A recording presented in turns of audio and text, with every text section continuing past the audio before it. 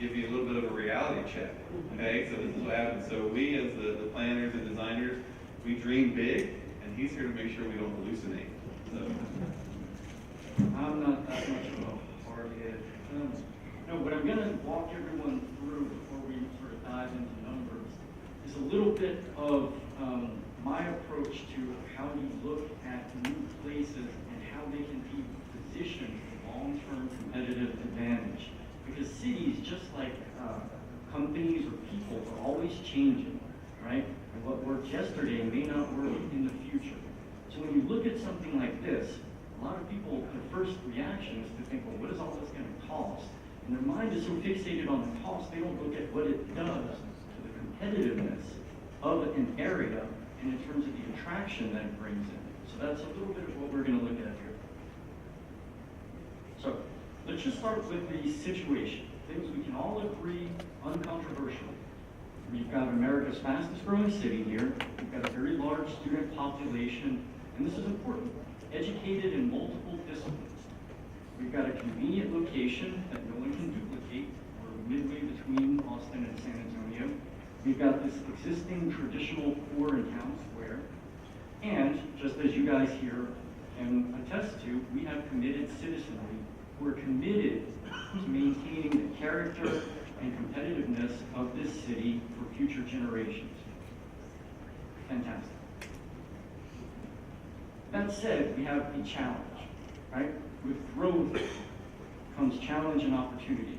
So as we've had this growth and as the city has developed over the past few years, we've noticed that what's been built does not necessarily conform to the best practices that we've seen globally for walkability, for urban quality of life, particularly as we've seen for student-focused housing. I'm going to ask you, why is that important? Why do we even care? And what you'll see is that as you move away from differentiated products, when towns begin to blur and everyone looks the same and you all offer the same type of life and quality of life, you suppress the thing that makes you different. That's your competitive differentiation. That's what you go to the market with. And as you lose slowly that differentiation, that thing that defines you, that makes San Marcos unlike any other town in Texas, it becomes increasingly difficult to attract and retain the kind of people that you need to grow and invest in the city, to start new businesses, to attract businesses that are already existing from outside to relocate here. And again, it's not an on-off switch. It's a gradual process. And this design work is designed to mitigate some of that. To do that, we have to address the question head on. How can San Marcos best secure the fruits of population and economic growth? And what these guys have shown you is that it's possible to drive focused growth into specific areas of the city, to have centers of development that reflect the walkability and quality of life that we know millennials are looking for. You see it even in the Gen X crowd. And if you saw, I think it was today, there was an article posted that showed how many Gen Xers are specifically opting out of living in houses in favor of living in rented apartments and urban centers, right? These are people with children in many cases. They are looking for that style of life and they will pay a premium for it. So it's up to cities across this country and here in particular to figure out how you address that market, how you position yourself to offer those things to the people that you want to come here, while at the same time maintaining the city's attractiveness to businesses and developers. The goal is not to create a framework that's inflexible and drives people out. The goal is to include them in the process and show them that there is profit in developing in this way because the market wants to. Now, one of the things that I often hear is people will tell me, you know, that works someplace else, but it won't work here, right? We're different, we have this problem, we have that problem. There's always a problem. Every town has problems. But urban plans, when they're well executed, and again, developed over time, strengthen positive feedback loops. And what I mean by that is, the more competitive the area is, the more attractive it is to businesses, to visitors, to residents, to want to go and visit, stay, and enjoy those places. That in turn attracts businesses who often hire new employees, which supports the tax base. They in turn will acquire property, right? They're eating in all of the restaurants. The additional taxes flow into additional support services from the city and new infrastructure, which helps to make the city that much more attractive in general. So it becomes a virtuous cycle. And places like Pittsburgh, for example, after the steel mills closed, had a very difficult time turning that city around. And they had really difficult challenges because they had a lot of existing products that they had to retrofit. They had a big population, and they had a lot of municipal debt. But they were able to turn their situation around simply by looking at what assets they already had, using those as leverage and building forward, using ideas such as this. Second, people have a choice where they're going to go. And I spend a lot of time working in places like China. Now, I don't have the fancy poll set up, but I want to ask you guys, how many of you believe that when you go to Asia, those city governors and provincial governors are not actively making plans for the future to increase the competitiveness of their city by rebuilding their physical core? Does anyone believe that? I'm here to tell you, those guys are working day and night on how to do this and how to do it better than we are. So if we're not doing it, the question is why not? It's a global war for capital and talent. The guys who do this well will win. Finally, healthy, attractive communities. And what I mean by that are communities that are not so dependent on a single industry and that offer employment possibilities to people with different preferences. So retirees, semi-retirees, college kids, working families, they all have different preferences, work styles, part-time, full-time, different industry preferences. And the more varied your economic base, the more likely it is that you'll have resiliency throughout the economic cycle. Now, what these guys have shown you in this very interesting urban plan is the kind of place where you begin to build some of that resiliency because people like your students won't necessarily come in, stay for 4 years and leave. They're attracted to stay here because it's physically interesting. It has a low cost of living, right? They're already familiar with the area, and you're already building that resiliency just by making the place more attractive, not shooing them out, not giving them the opportunity to go to Austin. Why would you go to Austin if you had this here? So let's take a look at some of these factors for a minute, because these are important. The locational stuff is a lot of what you've heard our planners talk about. We've got amazing architecture, we've got natural resources here that you simply can't copy, right? No matter what China does, or Austin does, or any other place does, you cannot create a beautiful crystal clear stream out of nothing. We can't recreate this green belt that's taken these guys 16 years to slowly assemble, right? Those are fantastic local advantages. In addition, our cost factors are fairly stable. This is not a high-cost environment, and we're not being affected by locally strong inflation rates. So those two bases are very attractive, right? Think about if you're a service business and you're looking around in Texas for places where you can find staff who are college educated and relatively low cost. San Marcos, according to the U.S. Census Bureau, roughly 1/3 of all of the residents have at least a college degree. And you know what incomes are here, not incredibly high. So this is a very attractive labor market if you're looking for that kind of skilled labor.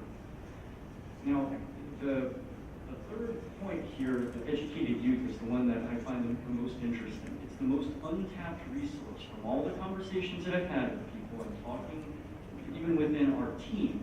You hear a lot of negativity about the students. But if you look around the world, the groups that are doing the best, and when I say groups here, I mean both public and private, working in partnership to develop innovation labs, to get the students involved in activities that are going on locally, and to try and retain them for as long as possible, is some of the most powerful economic development tools that exist. And I'll tell you why. 2 reasons. One, if you have someone here for 4 years and they and they consider staying and living, they're your brand ambassador. They're gonna take that message if they go back home and spread the word. And if they decide to stay, they're making a conscious choice that they could go someplace else, but they choose this place. So you have to create an environment that justifies it. And again, the traditional planning and zoning model tends to create underwhelming environments. So go walk through the New Orleans French Quarter or parts of Seattle, right? And you'll see what attracts students and young people to go in and want to live there. Even before they have jobs, just take an idea and risk it because it's an interesting quality of life, right? And part of that is simply stimulated by the place in which they're living. We can do that. This plan allows that kind of activity. And finally, I haven't heard a whole lot about people talking about families moving and even retirees in this sense. But keep in mind, you've got roughly 10,000 retirees a day are retiring in the U.S. now, and that's projected to continue for about the next 12 years. So you guys have a fantastic climate here. It's a low crime area, very safe streets, right? You can have a pitch that attracts people from outside of the area who are not affiliated with the school and maybe haven't heard of San Marcos before, but would love the fact that you've got now a vision for consolidating your identity and saving and protecting your natural assets. These things are all competitive factors on which you can grow a very strong and long-term competitive advantage at the city level. To do that, we need to make sure that three things happen. So the first is that we talked about the feedback loops. The planning that we're looking at has to increase the city's attractiveness for, again, the graduates, families, recent retirees, in addition to the long-term residents. If the outcome of what we do here is simply to drive away people or raise the cost of doing business to the stratosphere, obviously that's not in anyone's interest, and that's not what's envisioned here. What's envisioned here is precisely the opposite. It's to take the things that we know the market wants and put it into practice. Quick poll. How many people go on vacation next to interstates? How many people go to dense, urban, walkable places where you can specifically get out of your car and walk? All the time. Right? You go to museums, you go to law. You go to New York City, you go to law. You can have that, right? And a good test of whether you're doing something good or bad is ask yourself, would someone from another place who's never visited want to come to see it? Would they pay to visit? If you say no, you got a pretty good idea of how attractive your city is, right? So, what the goal of this then is to maximize the city's advantages so that you can find the kinds of business partners and development partners who see the vision, believe in the vision, and understand that getting in on the ground floor is both useful and long-term profitable. And I'll tell you why. Another show of hands. How many people think low cost of land will last forever? If your competitive advantage is solely low cost of land, then I have an issue when that land runs out. So what are you doing now to prep for that eventuality? Finally, and I can't say this enough, if you work with developers, as I do, my father's a developer, so I have deep respect for the development community, everyone always does. Having the ability to be very clear about what is expected, right, what is allowed, and that this is not a fight to get development done, that we want developers to come because none of that stuff magically grows, right? It's going to take the role of the public and private sector working together to establish that vision. So the plan's got to do all of those things. If it doesn't, then it's not been as good as it could have been. And I believe you've seen, and from what we talked about, that we support every one of those factors. So now let's get to numbers. Who's excited? All right. Conventional scenario. I'm just going to show you before and after. You guys have seen a lot of this. Just think of two things. So you look at the parking lot. Obviously, not much taxable stuff there. You get big fixed blocks that are very hard to rezone and change, retrofit if any of those stores leave. right? Versus what the proposed change is obviously a richer, denser, more compact, more interesting area. It's not only visually interesting. If I took the same 1 acre plot of land for the two densest types of zones under the existing and the proposed zone, the difference in the property taxes for 1 year is about 111%, right? So what that tells you is, because of the way your tax system works here, if taxes are going up because intensity is going up, right, it's not that the government's getting free money, it's that millage rates for everyone else begin to drop. And I'm going to show you in a sec what that can mean in real terms. You're, in a sense, taxing the most productive assets on a real estate basis, right, as you're enhancing your economy. And this result held true for all of the three scenarios that we ran, is that you're generating more taxes on a property tax basis when you compare the existing versus new. Now, I'll show you where that gets really interesting. If I build only 1 acre under the new code every year for 10 years, so in year 1, I put 1 acre on the market under the new code. Year 2, I put 2 acres, right? Your original acre plus a new one. And I do that out for 10 years. At the end of those 10 years, I've generated an incremental, meaning you're still getting the same property taxes we got under the existing property tax code, but I've just brought in an extra 1.3 million. And again, the more revenue that's raised through that process, the less everyone else's rates pay, because it's a fixed amount that the state is raising for the city. What else is interesting, and this kind of blew me away. The 2013 budget for the city showed that there was about $15 million worth of property taxes that were collected. So if I can get an incremental 1.3 million, that's about 9% of what was collected in 2013 with just 10 acres of land. That's a pretty powerful number, right?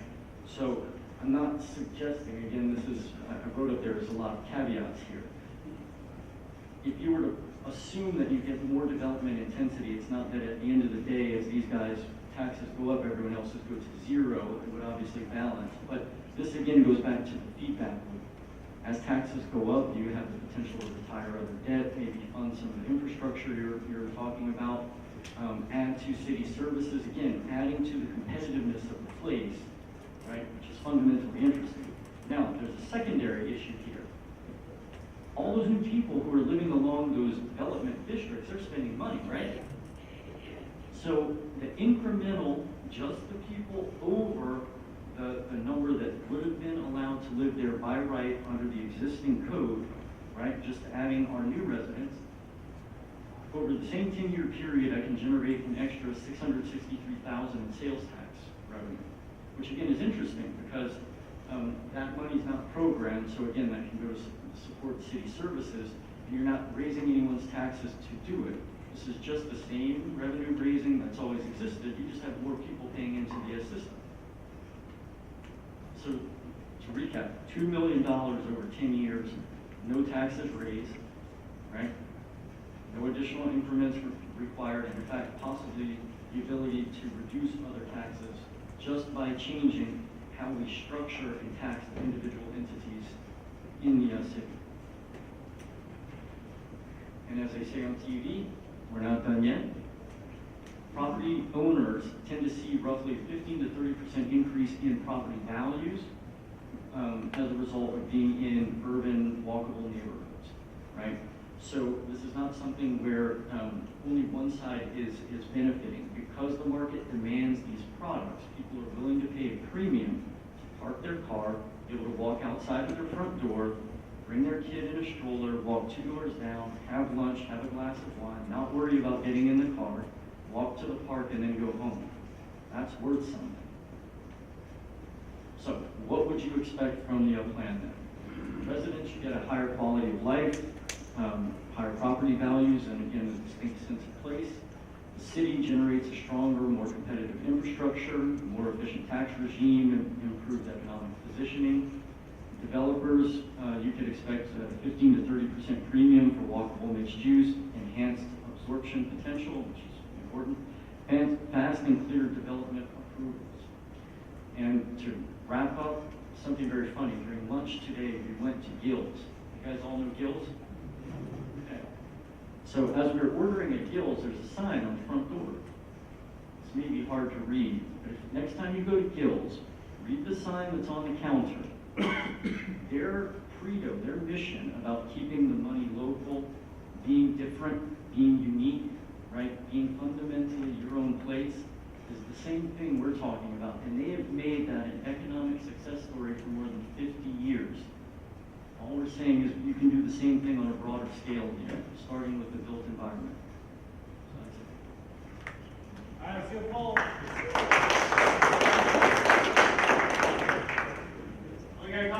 Only got a couple questions.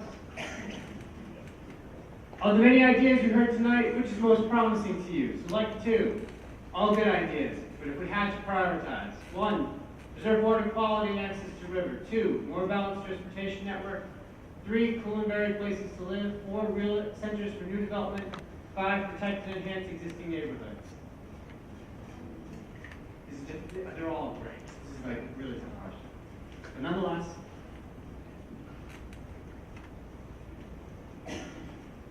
wow. All right, preserve water quality and access to river. Cool and varied places to live. More balanced transportation network are our top 3. All, though, are going to be part of the plan. And your last question. From what you heard tonight, do you think this project, Code SMTX, is generally on the right track? 1 for yes, 2 for probably yes, and 3 for no. Okay, so that means 87% of the people in the room said that either yes or probably yes. The plan is in the right direction, 87%. Now that, we still see a large number says probably yes, so there's quite a bit more details to work out and information that we need to communicate, but that sounds like a vote of confidence. Just some closing words.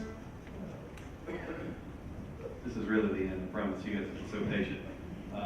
Okay, so what's the point? You know, why are we doing this? We went out on our first day and walked around, and I took these 2 pictures. This was amazing, and actually this doesn't do it justice. The video is really what you need to see the wild rice swaying in the river. First of all, the fact that you can see it swaying in the river is amazing, and then just the beauty of it. I see why you guys love it so much.